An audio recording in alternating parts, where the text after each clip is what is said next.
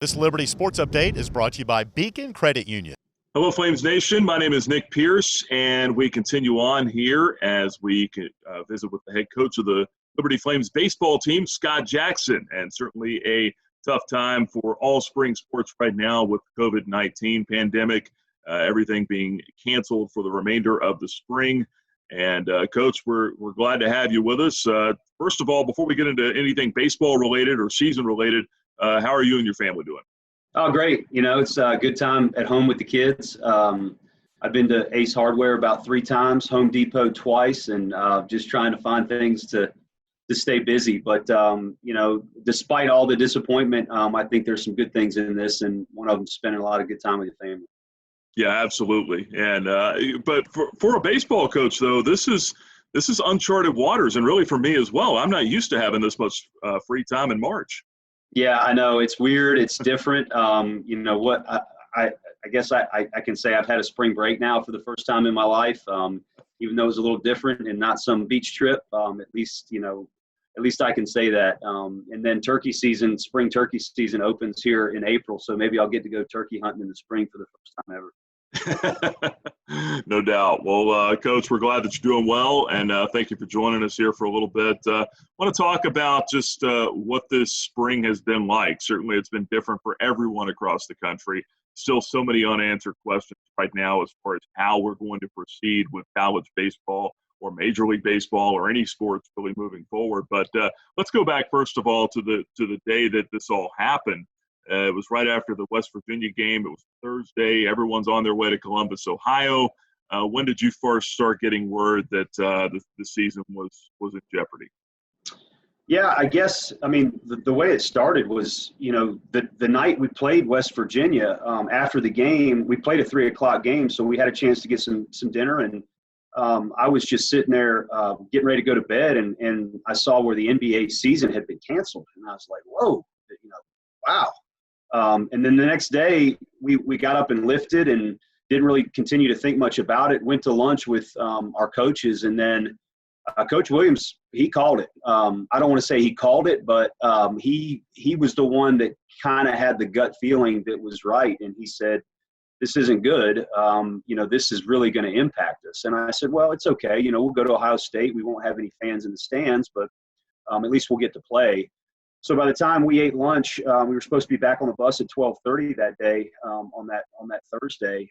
From the time we got on the bus to eat lunch until about an hour outside of Columbus, it went from March Madness being canceled to Omaha being canceled, and then Greg Beals at Ohio State called me and said that not only could we not play that weekend, that their whole season had been canceled. The Big Ten had decided to cancel the whole season. And then that's when it really hit me, like, this isn't good. And we clung to some hope and to some, I guess really, optimism there that we were going to be able to continue to practice and, somehow, some way, we were going to be able to salvage some pieces here. And, one thing led to another. I'm just thankful we had 5 hours on the bus together, and then we were actually able to practice on Friday together. It was kind of a weird practice, but at least we had a chance to kind of look down the road and say, okay, we know what might be possible here, and let's just have some fun together. Yeah, no doubt. Certainly tough news, but at least you did have that little bit of time back, excuse me, on the field again together there. What are the players doing right now with so much uncertainty, and the ones that know for sure that they will be back next season and know that they have to stay in shape for potentially fall ball? What kind of regimen are they on right now? What are guys doing? Where are they? Well, a lot of them are back here. They're on campus as far as their lifting in the weight room, which is very monitored, very small groups.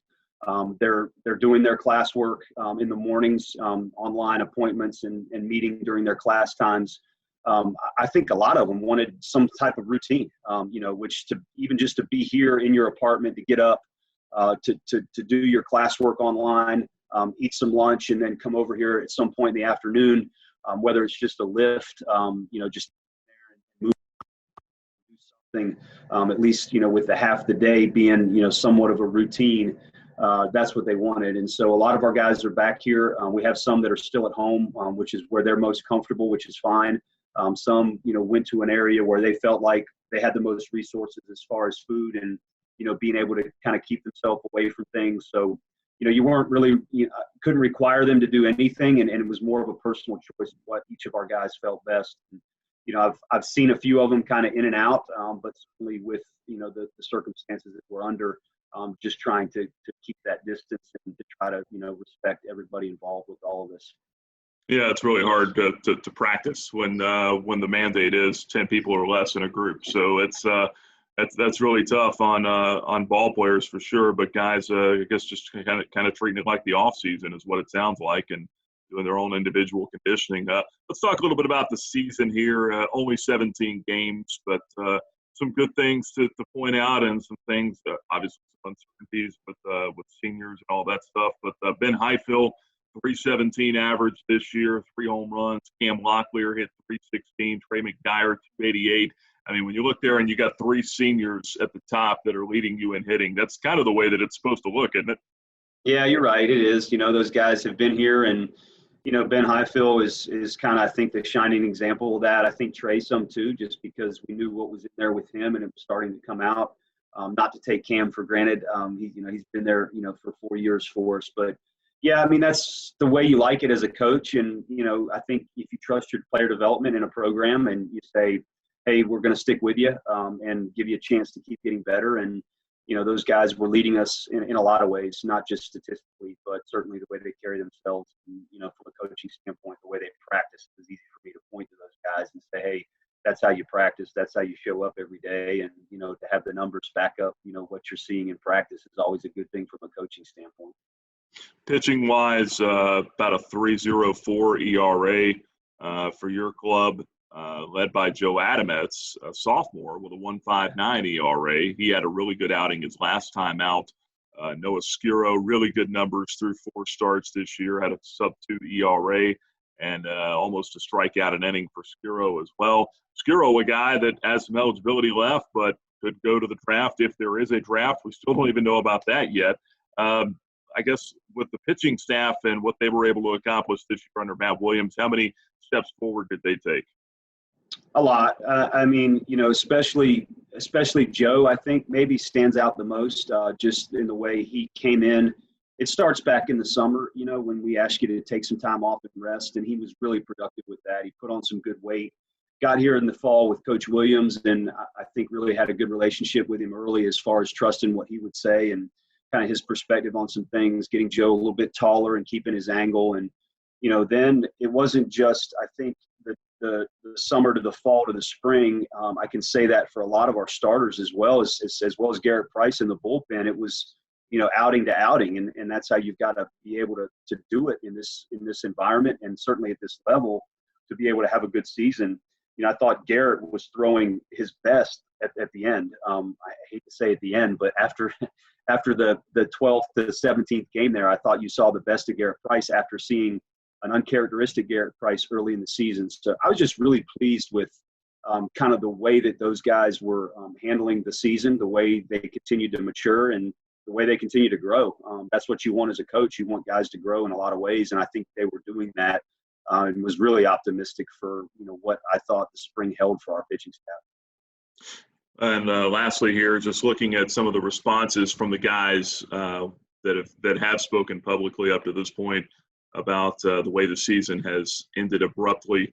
How proud of you were some of those guys? I've seen your reaction on social media to, I think, Garrett Price and some of the others, but just the way that they took that, and the way that looked like that it was just a very mature approach. Yeah, I thought so, especially considering the circumstances. Some of those guys are way more mature than I was at that age, and to hear their perspective and the way that they would maybe look at something like this, and the way that this would affect them, to have a lot more of a big picture type perspective on it. It makes you feel good as a coach. It makes you feel like maybe some of the things that we're teaching outside of the baseball part of it start to impact those guys. And they're going to need that. As you and I know, as the rest of us know, they're going to need that as they continue to go through life. And if this is the worst thing that happens to them, then they're doing all right. All right, Coach. We appreciate your time, and looking forward to catching up with you here, hopefully sooner rather than later. And we'll just see how all this stuff plays out, I guess. Yeah, I look forward to getting back to normal. In the meantime, keep your distance and have a good one.